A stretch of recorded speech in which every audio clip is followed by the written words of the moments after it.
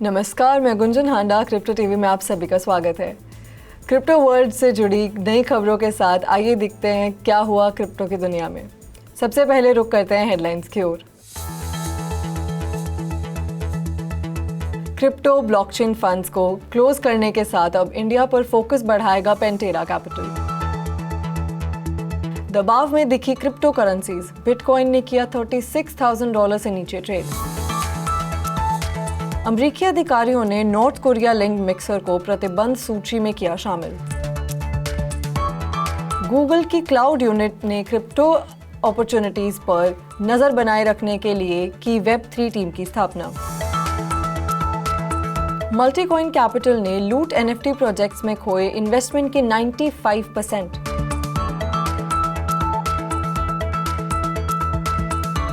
Crypto miners को बेचे गए गेमिंग जीपीयूज के डिटेल्स छुपाने के लिए एनवीडिया को मिली सजा। बीआईएस सर्वे के मुताबिक 10 में से 9 सेंट्रल बैंक सीबीडीसी को कर रही है एक्सप्लोर। फर्जी फेरारी एनएफटी कलेक्शन बेचने के लिए फेरारी सबडोमेन हुआ हैक। बिग 3 के लॉन्च के साथ रैपर आइस क्यूब ने दिखाया डॉजकॉइन के लिए अपना समर्थन।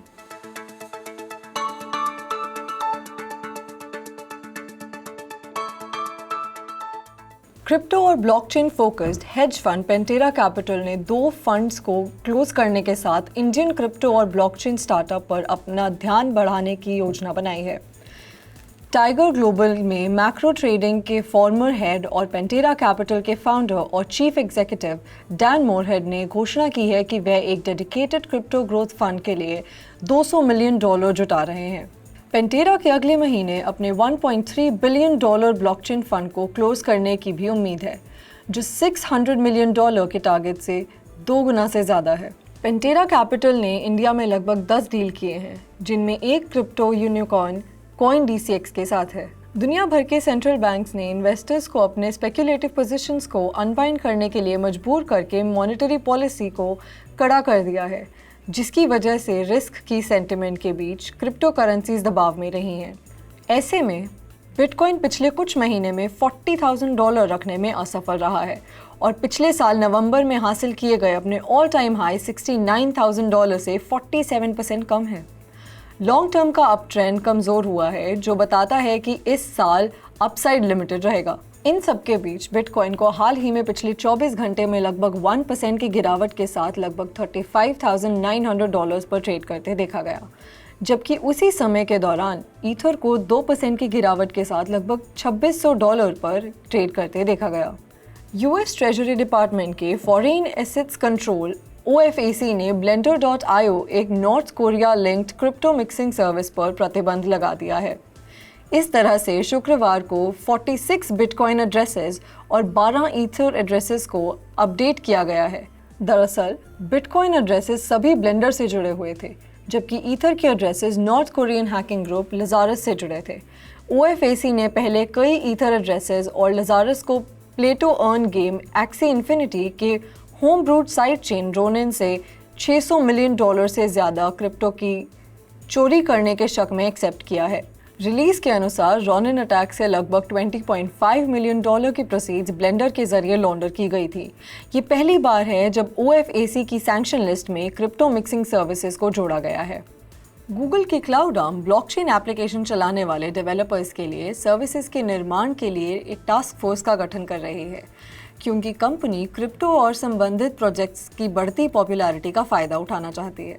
दरअसल गूगल क्लाउड इस फील्ड में डेवलपर्स की पहली पसंद बनना चाहता है। क्लाउड इंफ्रास्ट्रक्चर में मार्केट की हिस्सेदारी के लिए कंपनी की लड़ाई के रूप में गूगल अपने खुद के Web3 सॉफ्टवेयर की रचना करने में रुचि रखने वाले डेवलपर्स को बैक एंड सर्विसेज प्रदान करना चाहता है। ऑफिशियल्स के मुताबिक गूगल सीधे क्रिप्टो करेंसी लहर का हिस्सा बनने की कोशिश नहीं कर रहा है और कंपनियों के लिए Web3 के डिस्ट्रीब्यूटेड नेचर का इस्तेमाल करने और फ़ायदा उठाने के लिए टेक्नोलॉजीज़ का प्रोवाइडर बनना चाहता है। मल्टीकॉइन कैपिटल, जो एक थीसिस ड्रिवन इन्वेस्टमेंट फर्म होने का दावा करती है, जो कि क्रिप्टो करेंसीज और ब्लॉकचेन कंपनी पर केंद्रित है, ने लूट प्रोजेक्ट के NFT खरीदने में अपने $10 मिलियन का निवेश का 95% खो दिया है। ऐसे में मल्टीकॉइन कैपिटल के को फाउंडर और मैनेजिंग पार्टनर काइल समानी ने एक ट्वीट में नुकसान का स्वीकार करते हुए कहा कि जोखिम में 100% कैपिटल खोने की इच्छा फर्म की लॉन्ग टर्म सक्सेस के लिए बहुत महत्वपूर्ण थी। लूट, जिसने लॉन्च के पहले हफ्ते में सेल्स में $230 मिलियन से ज़्यादा की कमाई की, वह एक NFT प्रोजेक्ट है जिसमें RPG स्टाइल एडवेंचरिंग इक्विपमेंट के 8000 यूनिक बैग शामिल हैं। इस प्रोजेक्ट को सोशल मीडिया प्लेटफॉर्म वाइन के को फाउंडर डॉम हॉफमैन ने लॉन्च किया है। डिस्प्ले इमेजेस या so called profile picture style NFT प्रदर्शित करने वाले दूसरे कलेक्शंस के उलट लूट में रैंडमली जनरेट किए गए टेक्स्ट शामिल थे, जिसके पीछे का आइडिया ये था कि टेक्स्ट का इस्तेमाल yet to be created games में किए जाना था। कलेक्शन को मिंट करने के लिए फ्री रखा गया था। US securities and exchange commission ने ग्राफिक कार्ड बनाने वाली कंपनी एनवीडिया पर आरोपों और उसकी सेटलमेंट की घोषणा की है। रिपोर्ट्स के मुताबिक एनवीडिया पर इन्वेस्टर्स से जानकारी छिपाने का आरोप है कि किस तरह से क्रिप्टो करेंसी बूम ने उसका GPU सेल्स को प्रभावित किया है। एनवीडिया खुद पर लगे आरोपों को सेटल करने के लिए $5.5 मिलियन का भुगतान करेगी। इस पर SEC ने कहा है कि गेमिंग GPU सेल्स में एनवीडिया यह खुलासा करने में विफल रही कि क्रिप्टो माइनिंग इसका मटेरियल रेवेन्यू ग्रोथ का एक सिग्निफिकेंट एलिमेंट था।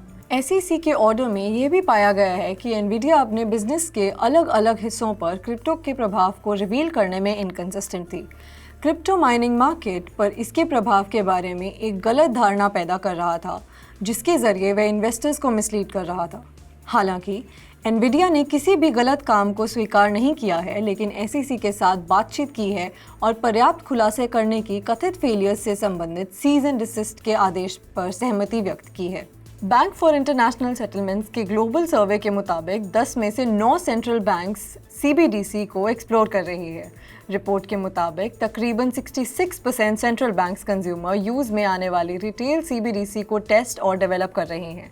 एडवांस्ड इकोनॉमीज़ वाले देश CBDC को इसलिए परस्यू कर रहे हैं ताकि फाइनेंशियल स्टेबिलिटी को इंश्योर करते हुए डोमेस्टिक पेमेंट्स को और भी एफिशिएंट बनाया जा सके। हालांकि BIS ने कहा है कि डेवलपिंग इकोनॉमीज़ वाले देशों में CBDC के लिए और भी फैक्टर्स ज़्यादा इंपॉर्टेंट है, जिसमें फाइनेंशियल इंक्लूजन रिलेटेड मोटिवेशंस एक मेन फैक्टर है।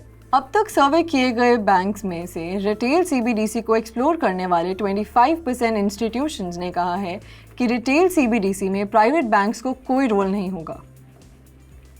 आज के लिए बस इतना ही। क्रिप्टो वर्ल्ड से जुड़ी नई खबरों के लिए बने रहिए क्रिप्टो TV के साथ। तब तक के लिए मैं गुंजन हांडा आपसे विदा लेती हूँ। नमस्कार।